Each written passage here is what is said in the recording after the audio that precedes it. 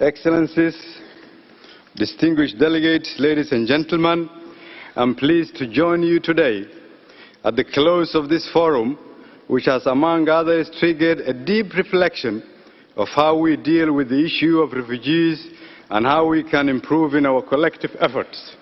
In this regard, I would like to thank the UNHCR High Commissioner, Mr. Filippo Grandi, the Swiss government, and the co-conveners for organizing this timely and inaugural forum. This subject, Excellencies and ladies and gentlemen, is deeply personal to me. At a tender age, I was forced to leave the warm and familiar to the cold and uncertain life as a refugee. Like it is for many refugees, this journey requires an insurmountable amount of courage. The most difficult being gathering the courage to leave everything behind and rebuild in a new environment. To start fresh, often against all odds. I acknowledge that for many reasons, chief of all luck, many refugees like me at the time did not get the opportunities that I did. As a refugee worker for over a decade, I remained dedicated to the refugee cause and sought to address refugee issues passionately. The challenges were vast and the response was largely inadequate. However, I must admit that despite facing great difficulties, the courage, hope, and resilience that is characteristic of many refugees always shone through. Today, as a Prime Minister, I'm confronted with the same challenges, albeit with a greater expectation from those I represent to, among others, ensure stability, provide protection, and find sustainable solutions to forced displacement. In Somalia, many lives have been lost and thousands have been forcibly displaced within and outside the country. About 1 million Somalis are living refugees in neighboring countries, while 2.6 million people are internally displaced. Additionally, Somalia hosts about 35,000 refugees from the region and is a transit state for migrants seeking better livelihoods in the Gulf and beyond. Improved conditions in the country has seen the return of about 90,000 Somalis. While we continue to work on further improvements of conditions to support refugee returns, I take this opportunity to call for the continued protection of all asylum seekers and refugees wherever they have sought protection. Excellencies, distinguished delegates, ladies and gentlemen, for decades, Somalia and its generous partners mounted robust response programs to address the need of refugees, IDPs, returnees, and host communities. Funds to the tune of billions have been spent on relief items and related support.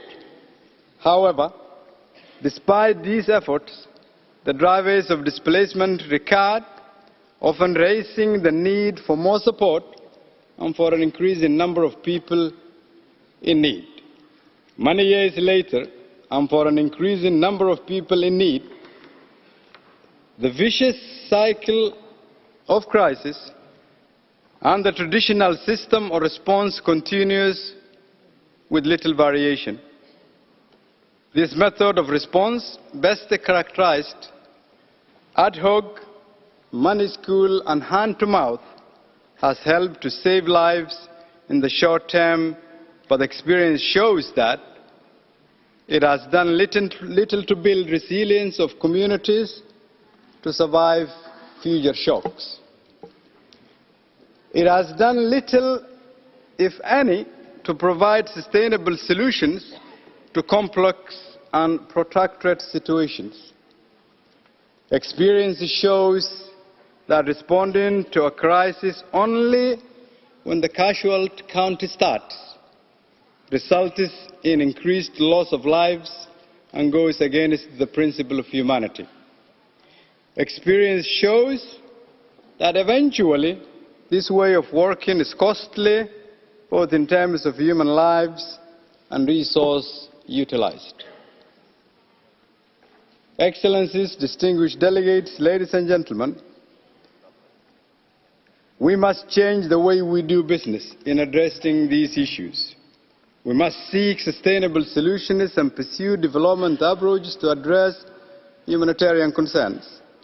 We must acknowledge that eventually it is the extent of engagement of development actors working hand in hand with the government that determines continued resilience of populations and prevents a slip back to crisis and displacement.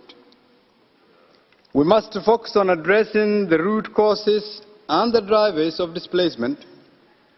In this regard, we must invest unreservedly in improving good governance, the security sector, economic recovery and social services, which are critical elements for peace and stability. We must agree that the needs of those who have lived in displacement for years are varied but include to return to a safe and prosperous home. And if we are committed to ensuring this, then we must invest meaningfully in improving conditions in the countries of origin. In the spirit of burden sharing, we must work better to support Somalia and other nations whose population is displaced within and outside their countries, which itself, Somalia, a refugee hosting country, a migrant transit country, a returnee receiving country, and lastly, a country rising and rebuilding from decades of instability. We must acknowledge that to achieve lasting solutions, there are no shortcuts and no half-hearted approaches. Excellencies, distinguished delegates, ladies and gentlemen, the New York Declaration for Refugees and Migrants and the Comprehensive Refugee Response Framework provides a good platform to pursue protection and solutions to refugee problems. Its spirit acknowledges that some countries bear a heavier burden than others in dealing with refugee issues and calls for support to the countries in these situations.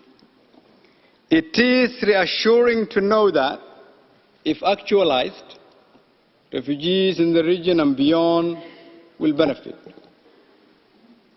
I, however, would like to call for an expanded application of this approach to include protection, assistance and solutions in situations of refugee returnees, as well as protracted situations in IDP context. An expanded approach would ensure that refugees who benefit from comprehensive support in countries of asylum would have similar support back at home. With regard to IDPs, this approach will help us to stabilize populations and prevent secondary displacement. For this approach to succeed, it must respond full circle to displacement from start to end.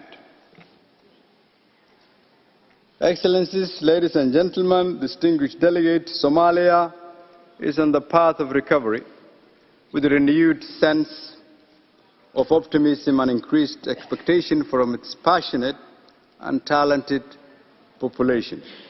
To much, the federal government of Somalia is focused on creating enabling conditions by revamping efforts to address insecurity, finding durable solutions to address recurrent natural and man-made crises, prioritizing infrastructure development, delivery of quality basic services, skill building, creation of jobs and livelihood opportunities, in formal and informal sectors, as well as local and national investment.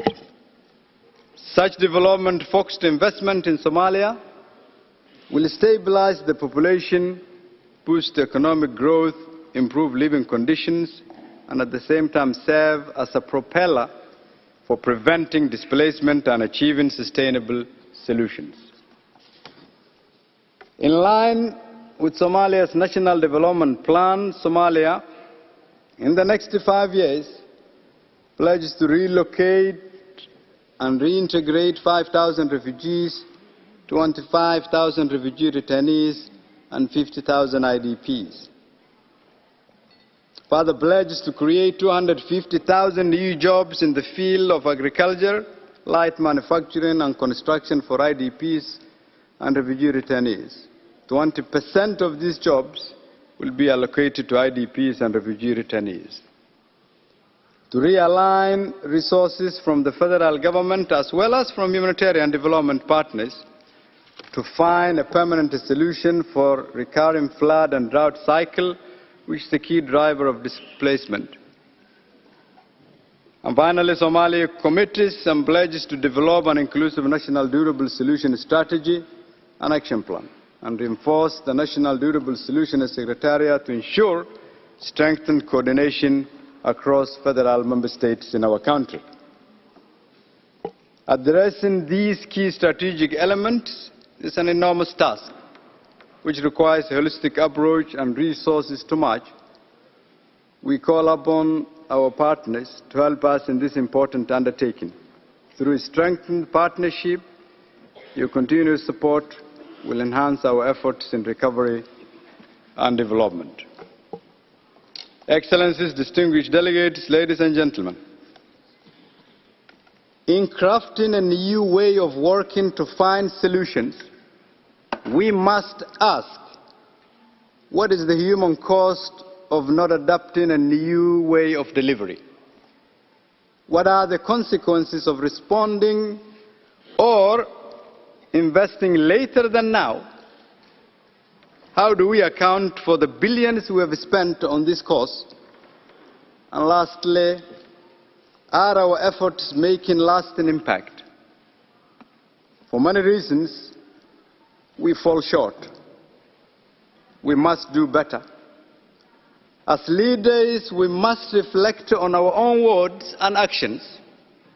Our politics and policies should not instill and create further displacement and strife. Our words and actions should promote unity and harmony. Let our efforts bring out the best in people. Let us understand that refugees are an underutilized resource, and as such, our words and actions should seek to bring out the best in them. After all, we have a moral obligation to protect and support the most vulnerable people. Thank you.